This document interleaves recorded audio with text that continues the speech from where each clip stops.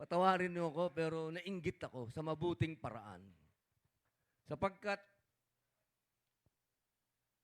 ngayon po ang kaarawan ng ating Vice Presidente.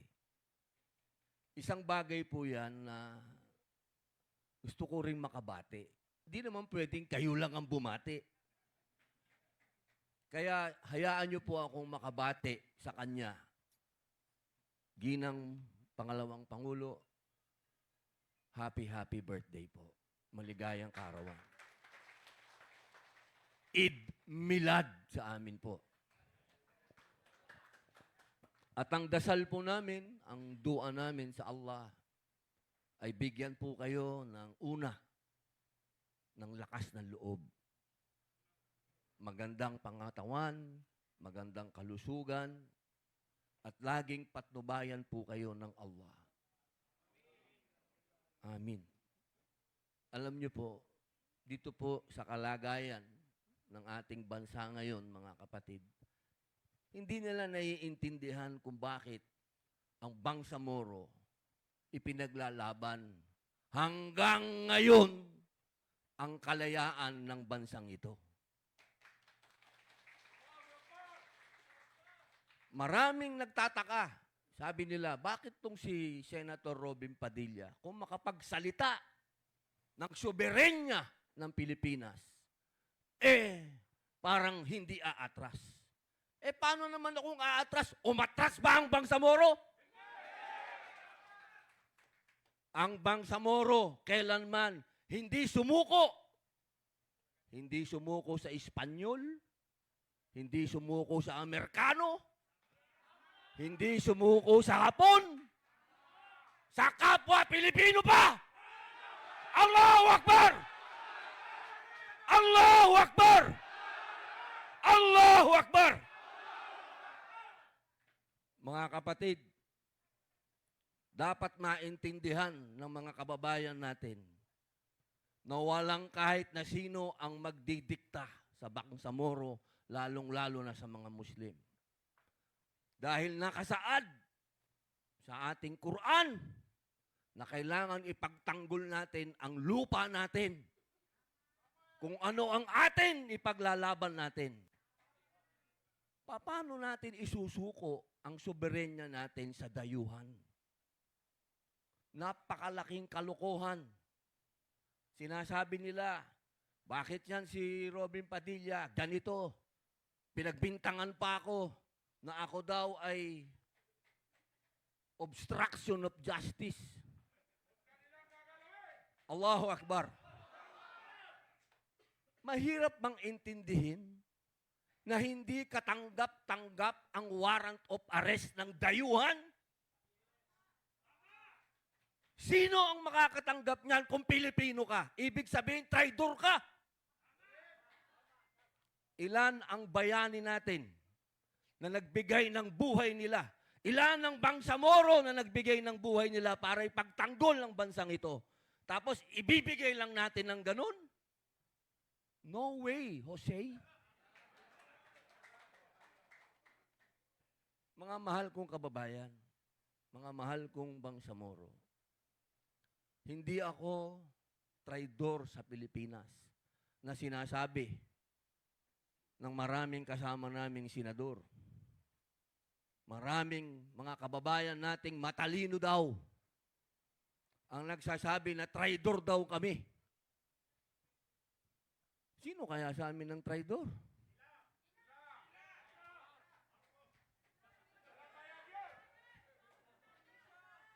Sila na inuutos-utusan ng dayuhan o ako na tumitindig laban sa dayuhan?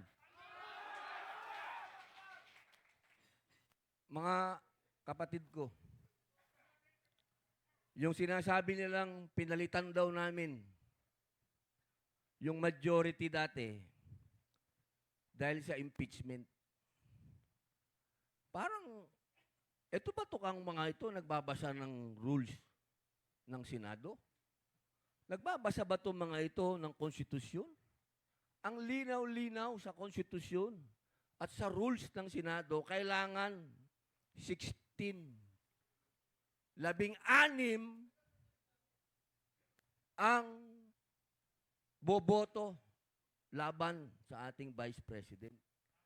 Eh kahit anong bilang ang gawin ko, paano sila makaka-16?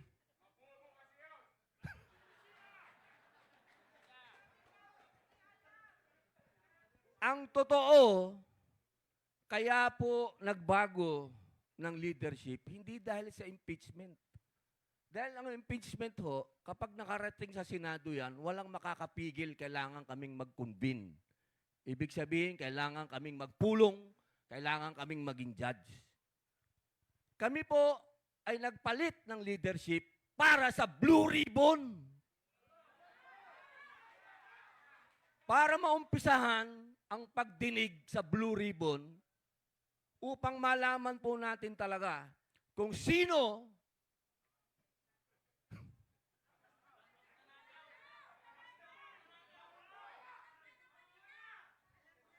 kapag may baha, may buhaya. Yan lamang po yun. Kaya sana, mga mahal kong kababayan at mga kapatid kong Bangsamoro, huwag po kayong maniwala na ginawa po yan ni Senator Alan Peter Cayetano, ginawa naming 13 para sa impeachment. Hindi po. Ginawa po namin yan para malaman ng taong bayan ang tungkol kung sino talaga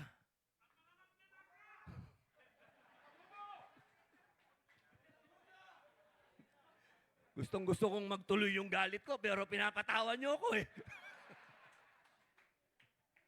Kaya sana po, mga mahal kong kapatid, kung gusto natin talagang tulungan ng bayan natin, una,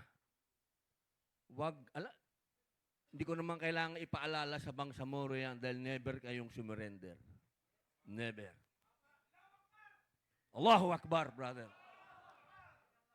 Kailangan natin ipaalala sa ating mga kababayan. Huwag niyong hayaang nakawin sa atin ang kalayaan natin. Huwag na huwag. Yung soberenya natin, ipaglaban ninyo. Walang sino mang dayuhan ang pwedeng magsabi sa atin o humusga sa atin. Kung gusto tayong husgahan, dapat kapwa nating Pilipino. Huwag dayuhan. Nakakainsulto. Nakakainsulto na hinuhusgahan tayo ng ibang lahi. My goodness, I hate drugs. Hasta la vista, baby. Parang gusto mo na akong paalisin. Bilang panghuli, mga mahal kong kapatid, panghuling salita, marami pa tayong pagkikita. Alam nyo, kasi parang pinapaso ako kasi hindi ko alam, baka pagdating ko bukas sa Senado, banata na naman ako ng rules of court. Oh, nagsalita ka doon, bawal yan. Ano. Ang dami nilang pakulo eh. Alam nyo, minsan hindi ko na rin maintindihan. Ito ba mga to nagbabasa o ako lang ang nagbabasa? Hindi ko alam. Ang dami nilang ibinabato sa atin. Kapag pinakinggan mo naman yung binabato nila, hindi ko alam. Ano bang katwiran nitong mga taong ito? Minsan wala nang katwiran kung hindi pansariling interes. Tandaan niyo to, mga kapatid ko. Hindi ko kailanman pinangarap maging politiko. Alam yan ng ating mahal na dating Pangulong Rodrigo Roa Duterte. Ako naging senador dahil binoto niyo ko. Hindi ko alam, ba't niyo ako binoto?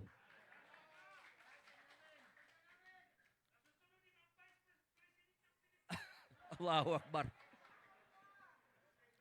Gusto ko lamang pong namnamin yun yung lahat.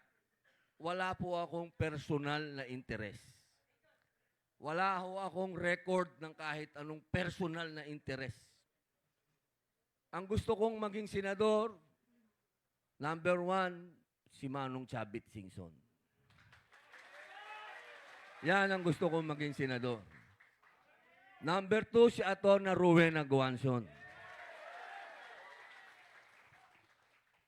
At siyempre po, marami pang iba. Wala sila dito. Hindi ko na sila babanggitin. Unfair naman.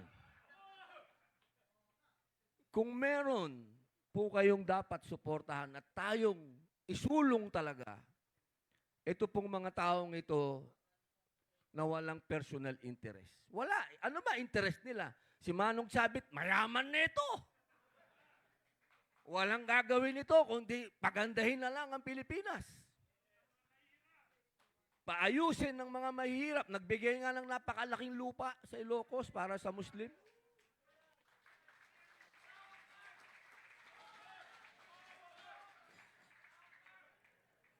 Si Atty. Rowena Guanzon, na laging binabanatan nila, bakit nyo babanatan?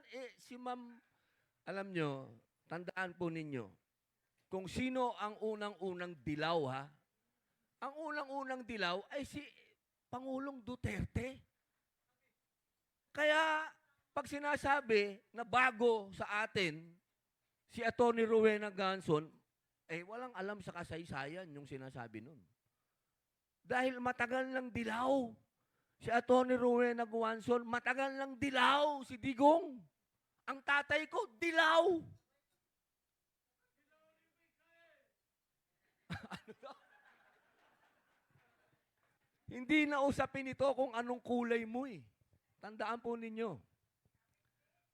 Ang importante dito sa usapin nating lahat, kung sino yung tunay na walang personal na interest. Kasi pag hinaluan mo yan, kahit ano pang kulay mo, green, pink, ano pa ba, pula, wala lahat yan pag hinaluan mo ng personal na interest. At tandaan po natin, mga mahal kong kapatid, ano ba ang tinuro sa atin ng Propeta Muhammad sallallahu alaihi wasallam? Ang public service, hindi para pagsilbihan ng sarili mo. Ang public service, public nga eh. Pagserbisyuhan mo yung kapwa mo. Kapag nakita ka kayo ng taong yumaman sa pagiging public servant, ibig sabihin yan, hangal at hindi totoo yun. Mga kapatid, kahit hukayin ninyo, bilyonaryo ako. Pero bakit nang wala ang kayamanan ko? Kasi pinamigay ko. Allahu Akbar!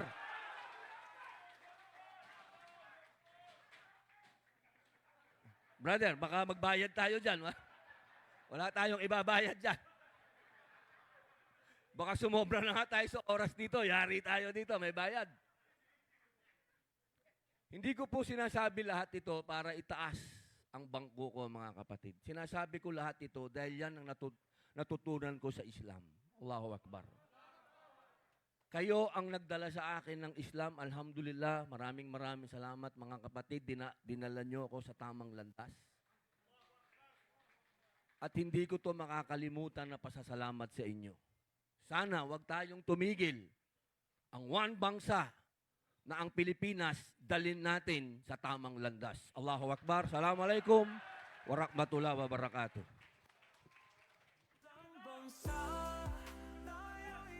Waalaikumsalam warahmatullahi ta'ala wabarakatuh. Again, let's all give a resounding applause to our brother, ang ating kapatid na si Senator Rubin Abdul Aziz Padilla. Tayo'y magkaisa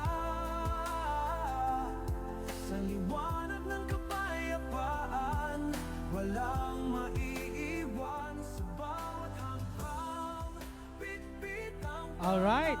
Okay, sige. Let's give time for the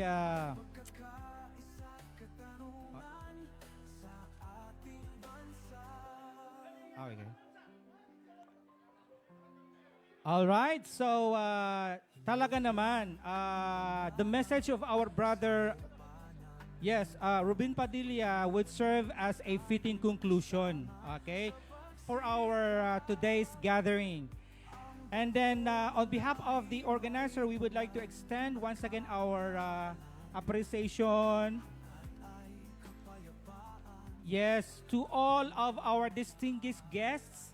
Okay, dumating man o hindi, taos puso pa rin kami nagpapasalamat sa lahat ng mga dumalo mula, paano ba to? Mula Luzon, Visayas, Mindanao, mula Apari hanggang Hulo. Maraming salamat po sa inyong pagdalo sa ating pagtitipon, sa mga organizers, ang mga core members ng One Bangsa, ang One Bangsa Coalition for Sara Duterte. We have our media and production team. Maraming salamat sa inyong assistance for the sound and the visual production. Okay, but do not go yet. Do not go yet. We're not that yet done. As we come to the conclusion of our program, then let's turn again to Allah Subhanahu wa Ta'ala by dua or invocation to be led by one of our brothers. Okay? Balik po muna tayo dahil meron tayong dua. After the dua, and then we'll proceed with the photo ops. Okay? Tayo po ba ay nagkakarinigan dito? Okay. Tawagin na po natin ang ating kapatid na si Nasif Ismail for the closing dua. Oy, sisiyaso barakan yan. Closing dua. Oy, barakaya, bas barakaya.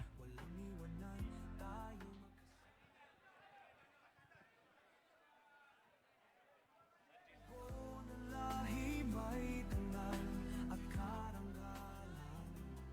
So, thank